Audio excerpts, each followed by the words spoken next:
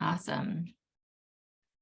Well, everybody, sorry about last night. We were having some technical difficulties, but here we are today. If you are new here, my name is Rebecca Giannini. This is my group, and I am so happy you're here. I'm a parenting relationship coach, and I go live every single week in this group, and I talk about parenting, relationships, family dynamics, improving communication, and healing our childhood wounds so that we are no longer bringing them into our current relationships. Tonight, or this morning, I go live every single week in this group at 5:30 Pacific Standard Time on Mondays.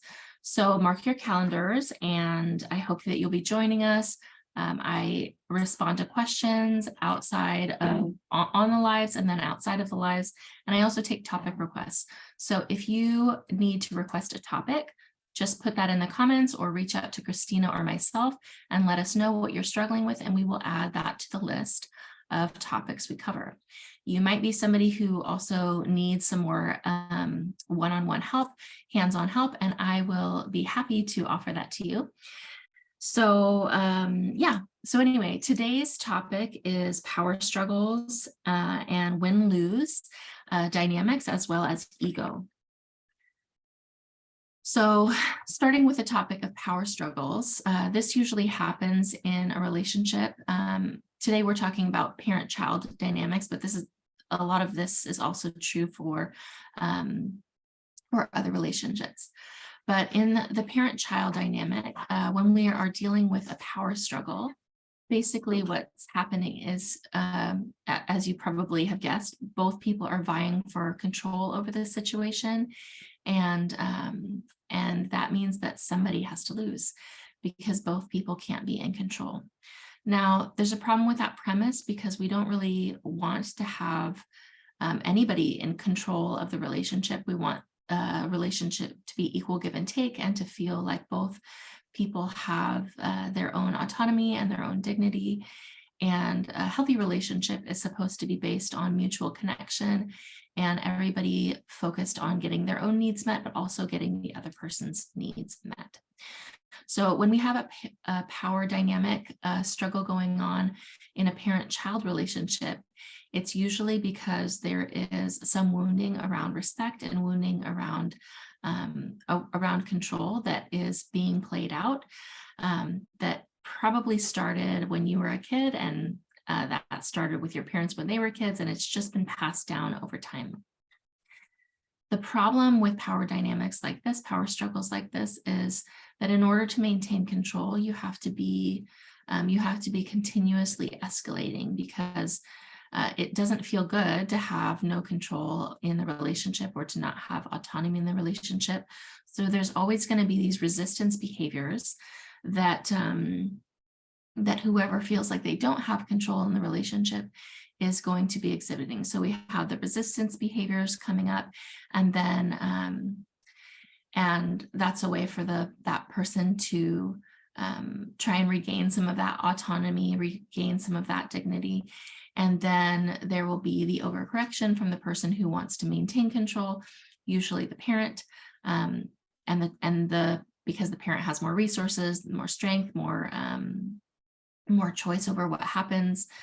Usually the parent then regains control somehow, but at the cost of the relationship. Then that causes the child to feel less trusting of the parent. And so it creates this adversarial role where nobody really trusts each other, and nobody wants to trust each other because it creates this feeling of lack of safety.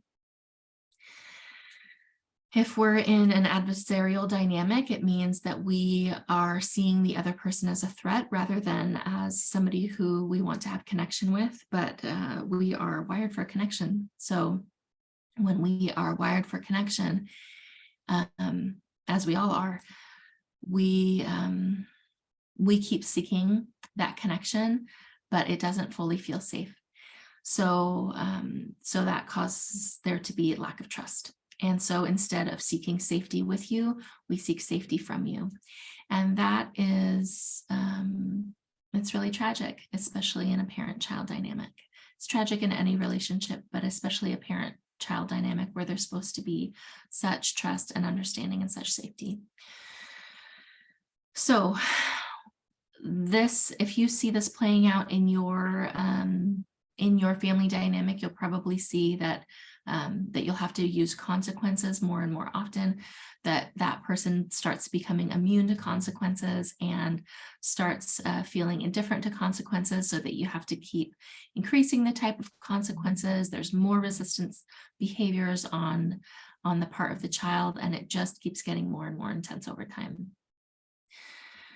What we want to do to flip this dynamic is to start creating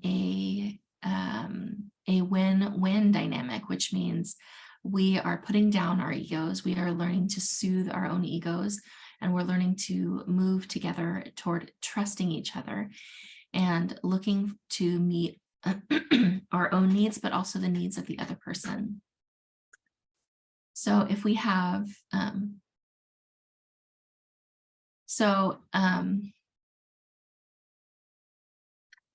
where was I? So we want to create a win-win dynamic, and that means that we're putting down our ego and we're looking to get we're looking to understand the needs of the other person, and we're looking to get those met. It means that we are first seeking to understand their needs and fully talking through that with them.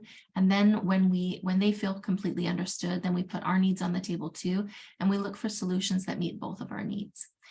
So when we're able to do that, we start building and fostering trust. And if we can do that over and over and over, we start trusting the fact that you're going to make sure I'm getting my needs met. I'm going to make sure you're getting your needs met. And it starts feeling better.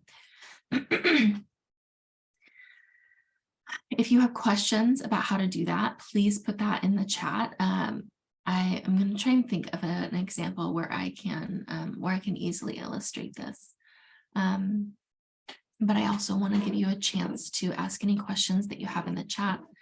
Sometimes I don't see the questions on live until after I've logged off. So if that happens and I don't see your question until afterward, just know that I'll get back to your question eventually. Okay. So for example, let's say your kids are on media quite a bit, and and it's really difficult for you to get them off media in order to do the bedtime routine or something like that. Your need would be that they would be able to get off of, media without losing it or without throwing a fit. And their need is probably for autonomy in that situation. So what you would want to do is have a conversation where you talk with them about why it feels like they don't have the amount of control that they want in the relationship. And you would talk about what it feels like to, how it feels to offer media and have every time that they get off media, have it be a big power struggle, a big fight, and that it's really difficult to get them to move on to the rest of your night. So it feels difficult to agree to giving them media time when that's constantly a struggle. And their point of view would probably be something along the lines of, I don't get enough media time, and you're always the one who's deciding when I get media time, and you don't listen to me when I say I want more, something to that effect. And so you would put both needs on the table and try and figure out a solution where they get their need for autonomy met and you get your need for respect met. I'm sort of glazing over a lot of the details of this process and kind of giving you the bird's eye view of how to do this. But like I said, some of you might need some hands-on help to figure out how to apply this principle in your situation. And I'm happy to talk you through that, and I'm happy to answer any questions you have about doing that.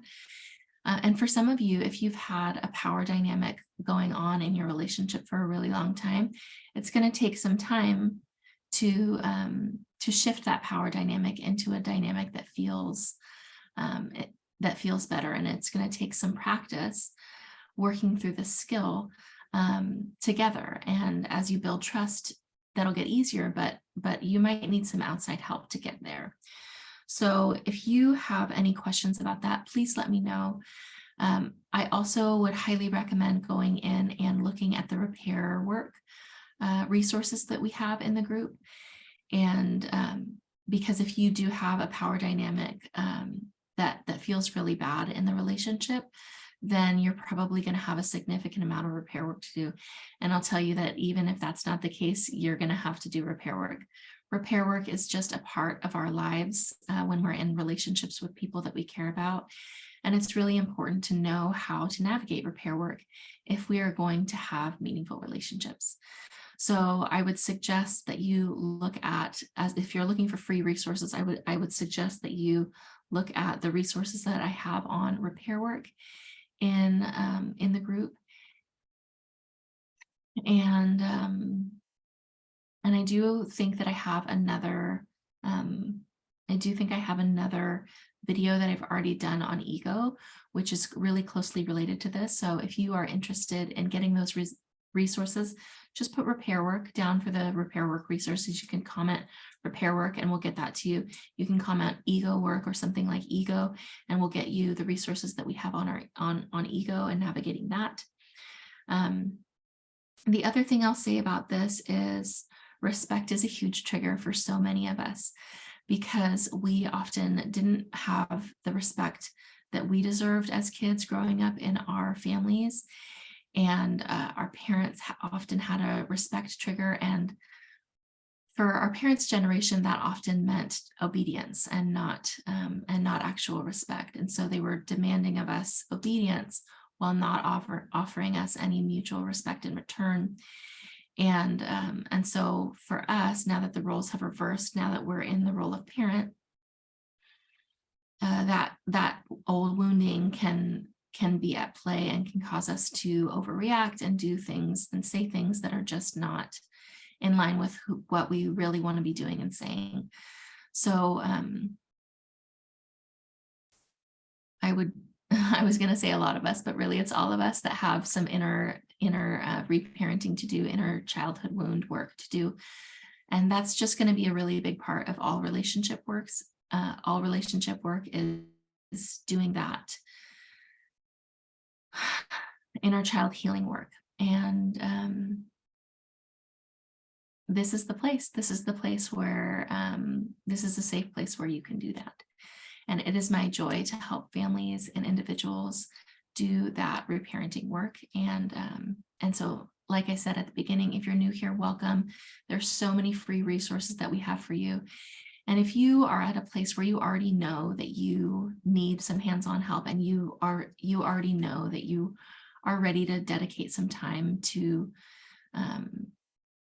time and effort to getting into some of those deeper wounds and really making some shifts in your relationships, reach out to me, let me know, and I will make sure that you get started on this next step that's right for you, because that's not always going to be the same for everybody. So I think that's where I'm going to leave it. I don't see any questions in the comments, so if you're watching this on the replay, I'll get back to that. Hey, Tanya, I'm glad that you could check in live too. Absolutely. And I will check in after the live and see what questions you have after watching on the replay. All right. Take care of yourselves, be gentle with yourselves, and I will see you soon. All right. Take care. Bye-bye.